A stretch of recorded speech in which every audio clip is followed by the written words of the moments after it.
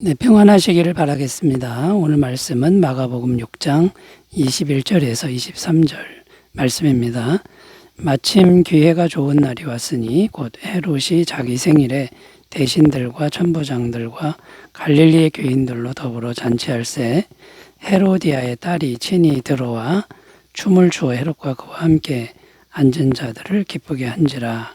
왕이 그 소녀에게 이르되 무엇이든지 내가 원하는 것을 내게 구하라 내가 주리라 하고 또 맹세하기를 무엇이든지 내가 내게 구하면 내 나라의 절반까지라도 주리라 하거늘.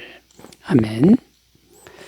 오늘 말씀은 헤롯 왕이 어떻게 해서 세례 요한을 죽이게 되는지 그 배경에 대한 말씀입니다. 세례 요한을 죽인 날이 언제인지가 나오는데 헤롯 왕의 생일날이라고 나옵니다. 그 생일날 무슨 일이 있었냐면요. 대신들이 많이 왔는데 헤로디아의 딸이 친히 나와서 춤을 추었다는 겁니다. 그런데 그 춤이 너무 좋아서 그 대신들이 모두들 감탄을 했고 헤롯 왕도 감탄을 했다는 것입니다. 자, 그래서 헤롯 왕이 이 헤로디아의 딸에게 소원을 말하면 무엇이든 다 들어주겠다. 그리고 맹세까지 하면서 나라의 절반을 달라 그러면 그것도 주겠다. 너무 흥에 겨워가지고 감당할 수 없는 말을 쏟아냈다고 합니다. 자, 그런데 이 헤로디아의 딸이 자기 어머니에게 가서 무슨 소원을 말할까요? 라고 물었습니다. 그때 이 헤로디아가 세례 요한의 목을 잘라서 소반에 담아달라고 하라 이렇게 가르칩니다.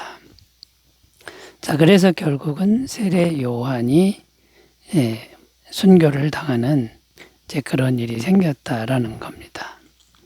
헤롯 왕은 세례 요한을 선지자로 알고 두려워했지만 결국 죄를 짓고 말았습니다. 그 선지자를 죽이고 말았죠. 자, 무슨 말입니까? 죄를 안 지으려고 했지만 결국에는 죄를 짓고 말았다라는 것이죠. 그래서 오늘 말씀의 주제는 왜 사람들이 죄인 줄 알면서도 죄를 짓게 되는가? 왜 죄에서 벗어나지 못하는가? 이런 주제를 설정하고 함께 은혜를 나누겠습니다. 자, 첫 번째 이유는 교만한 마음 때문에 죄를 알면서도 죄를 짓는다라는 겁니다. 23절 또 맹세하기를 무엇이든지 내가 내게 구하면 내 나라의 절반까지라도 주리라 하거늘. 자, 23절 이렇게 기록하는데 너무나 지나친 행동이 아닐 수 없습니다.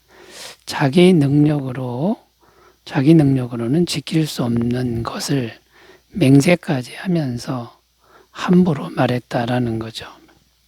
자, 이렇게 지나치게 행동하는 그 근본 동기가, 내면의 동기가 뭐냐면 교만이라는 겁니다. 자기를 스스로 과신하고 있다라는 것이죠. 자, 그런데 이렇게 스스로를 과신하면 죄에서 벗어나지 못한다라는 겁니다. 왜냐하면 인간은 태어날 때부터 죄인인데 이 죄인인 자기 자신을 과신하니 계속 죄를 지을 수밖에 없다는 것입니다.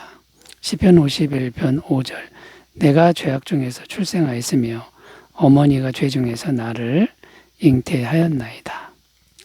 자, 이렇게 우리의 본질은 죄 중에서 태어나고 죄로 물들어 태어난 존재라는 것입니다. 자, 그런데 스스로 자신을 과신하면 이 죄덩어리가 계속 죄를 지을 수밖에 없는 것이죠. 이 스스로 과신한다라고 하는 게 바로 교만한 마음이다라는 겁니다. 자, 이렇게 스스로 자신을 과신하면 이제 교만한 마음이 되는데 성경은 결국 패망하게 된다라고 선포합니다. 잠언 16장 18절 19절 교만은 패망의 선봉이요 거만한 마음은 넘어짐의 앞잡이니라. 겸손한 자와 함께하여 마음을 낮추는 것이 교만한 자와 함께하여 탈취물을 나누는 것보다 나으니라.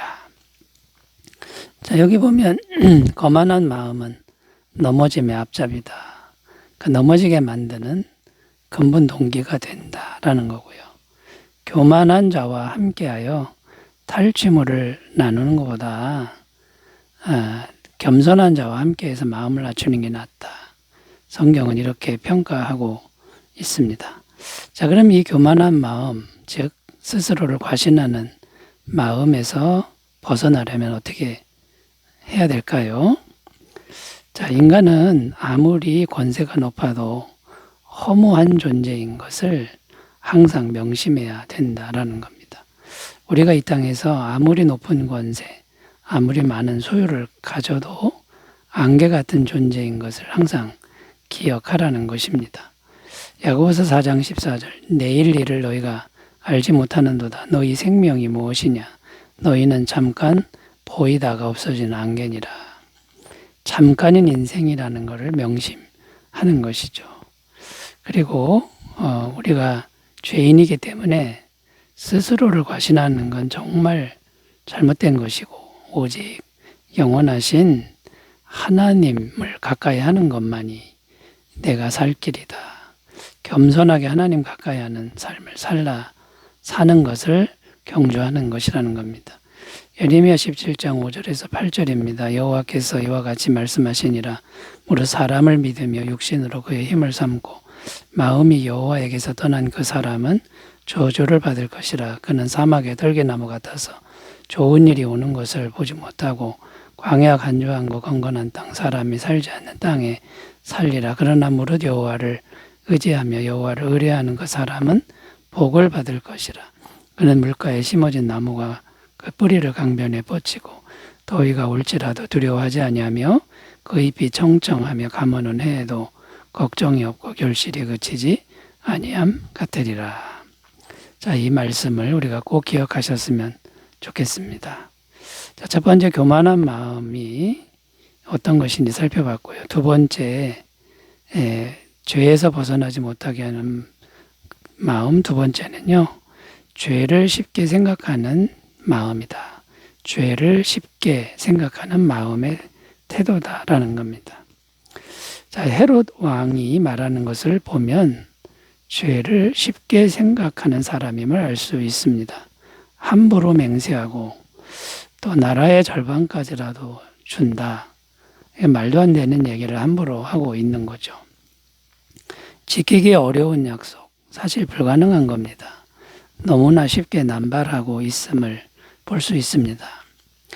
이것은 무엇을 증거합니까? 이 사람은 죄 짓는 것을 쉽게 생각하는 사람이다. 이것을 보여줍니다. 또 동생의 아내를 빼앗는 것을 보아도 이런 것을 알 수 있다는 것이죠. 죄인 줄을 명확히 알고 있습니다. 자, 그런데 그 동생의 아내를 빼앗을 수밖에 없는 이런 마음의 태도는 죄 짓는 걸 쉽게 생각한다라는 것이죠. 결론적으로 헤롯 왕은 죄를 쉽게 생각하는 사람이라는 것인데 왜 이렇게 죄를 쉽게 짓는 것일까요? 그것은 왕이라는 절대 권력이 자기에게 있어서라는 것입니다. 그 절대 권력이 있으니까 내가 죄를 쉽게 지어도 아무도 말을 못한다. 이런 생각이 있다라는 거죠. 자, 어쨌든 죄를 쉽게 생각하니까 죄에서 벗어나지 못하는 것은 당연한 결과다라는 겁니다. 자, 그럼 여기서 우리가 벗어나려면 어떻게 하면 될까요? 왕이라고 할지라도 죄에 대한 대가는 아주 혹독하게 치러야 된다는 것을 분명히 알아야 한다라는 겁니다. 그러니까 왕이니까 죄를 져도 아무도 말 못한다 이게 아니라 인생을 살면서 그 혹독한 대가를 반드시 치르게 되어 있습니다. 성경의 다윗 왕의 예를 생각해 보면 부하장수 아내 밧세바와의 간음죄를 짓지요. 그리고 부하장수 우리아를 죽입니다. 거짓 증거합니다. 10계명에 5계명 이상을 범하는 죄를 범하는데 그 결과가 무엇입니까? 가정에 자녀들이 서로 근친상간을 벌이고 서로 죽이고 아들이 반역을 일으키는 이런 엄청난 대가를 지불했다라는 것이죠. 자, 그러니까 우리가 왕일지라도 죄에 대한 대가가 아주 혹독한 것인 것을 분명히 알아야 한다라는 거고요. 그리고 죄를 쉽게 생각하지 말고 죄와 싸우기를 결단해야 된다라는 것이죠. 히브리서 12장 4절입니다. 너희가 죄와 싸우되 아직 피 흘리기까지는 대항하지 아니하고. 자, 피 흘리기까지 싸울 줄 알아야 된다라는 말인데 그렇게까지는 아니더라도 죄와 싸울 줄 알아야 된다라는 것이죠. 자, 여러분, 죄를 쉽게 생각하지 말고 성령님의 도우심으로 죄와의 싸움을 결단하시기를 바라겠습니다. 자, 세 번째로 가보겠습니다. 죄에서 벗어나지 못하게 하는 그 원인이 무엇입니까? 세 번째는요, 마귀의 존재라는 거고요. 이 마귀의 존재에 대한 무지가 계속 죄를 짓게 한다라는 겁니다. 요한일서 3장 8절입니다. 죄를 짓는 자는 마귀에게 속하나니 마귀는 처음부터 범죄함이라 하나님의 아들이 나타나신 것은 마귀의 일을 멸하려 하심이라. 자, 성경은 증언하는데 죄를 짓는 배후에 마귀가 있음을 증거하고 있습니다. 자, 마귀는 어떤 존재입니까? 도적질하고 죽이고 멸망시키는 존재라고 말씀합니다. 요한복음 10장 10절 도둑이 오는 것은 도둑질하고 죽이고 멸망시키려는 것뿐이요. 자, 이 말의 의미가 뭐냐면 죄 뒤에 마귀가 있고 마귀는 죄를 통해서 우리를 도적질하고 죽이고 멸망시킨다라는 겁니다. 자, 그러니까 이제 마귀의 존재를 우리가 알아야 된다라는 것인데요. 어떻게 대응할 수 있습니까? 어떻게든 죄를 짓지 않으려고 해야 한다라는 거죠.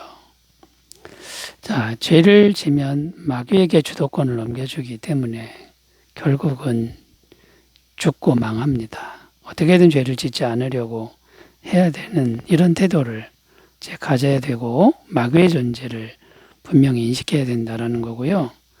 자, 그런데 이 마귀의 존재는 우리 힘만으로는 물리칠 수 없습니다. 반드시 성령님과 친밀하게 교제해서 성령님의 도우심을 받아야만 가능하다라는 거죠.